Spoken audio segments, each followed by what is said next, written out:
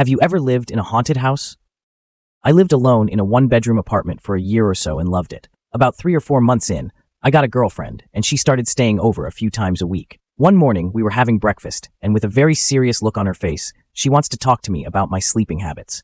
According to her, every time she'd stayed over, at some point in the night, I'd wake up and sit on the end of the bed, eyes open and facing the cupboard, and I would have a conversation with someone. Never for longer than 15 minutes, and I'd crawl back into bed when I was done.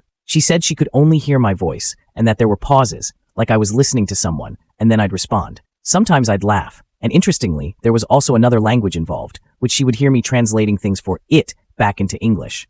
I don't remember a thing. After this conversation, I started to monitor the cupboard and realized that despite closing the cupboard door before bed each night, it was always open in the morning. In this same apartment, I also had exploding head syndrome once.